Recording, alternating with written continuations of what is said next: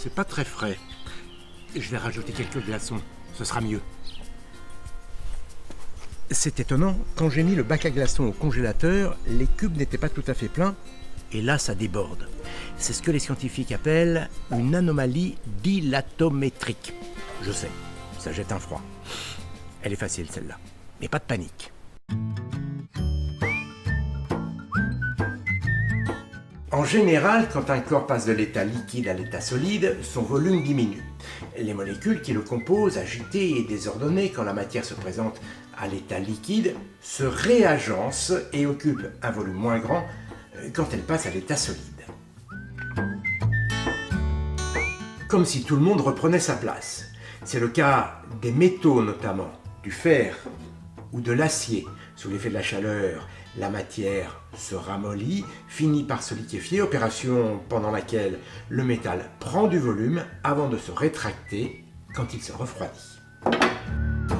Ce phénomène a pendant longtemps été utilisé pour assembler des pièces métalliques. C'est le cas des 18 000 éléments qui composent la tour Eiffel, qui ont été assemblés grâce à des rivets, des clous chauffés à blanc.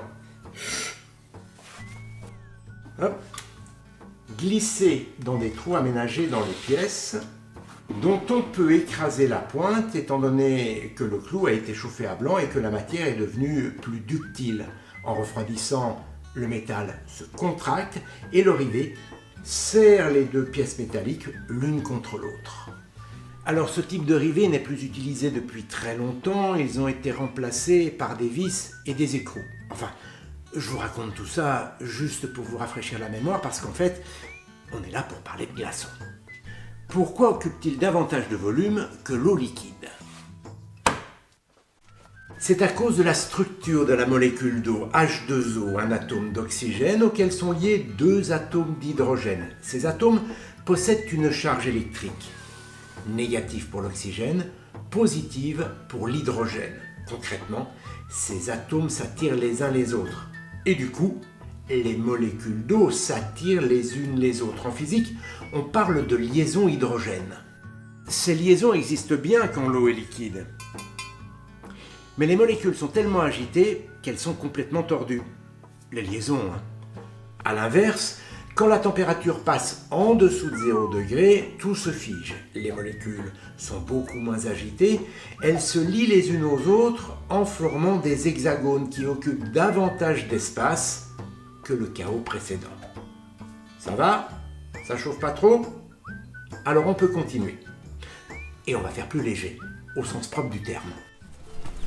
À cause de cette particularité physico-chimique, la glace est moins dense que l'eau liquide. Sa masse volumique est moins élevée. Tenez, comparons ces deux bocaux. Ils contiennent tous les deux 1 litre. 1 litre de glace et 1 litre d'eau liquide. 1 litre de glace a une masse de 910 grammes, alors qu'un litre d'eau a une masse de 1000 grammes. On peut aussi prendre les choses dans l'autre sens. À masse égale, la glace occupe un plus grand volume que l'eau liquide. C'est pour cette raison que la glace flotte à la surface de l'eau et c'est aussi pour cette raison que l'eau ne déborde pas quand le glaçon fond. En fait, le volume du glaçon immergé correspond exactement au volume d'eau obtenu lorsque le glaçon aura totalement fondu. Qui a inventé la machine à glaçons ? Plusieurs noms circulent, dont celui d'un Français, Ferdinand Carré. Et ce n'est pas pour cette raison que les premiers glaçons avaient une forme de cube. Une vraie tête de premier de la glace, vous trouvez pas ? Il présente sa machine à l'Exposition universelle de Londres en 1862. Elle produit des pains de glace qui sont ensuite débités à la vente.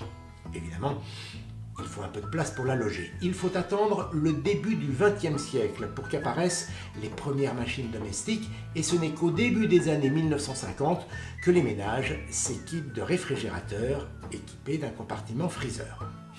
Encore un peu d'histoire.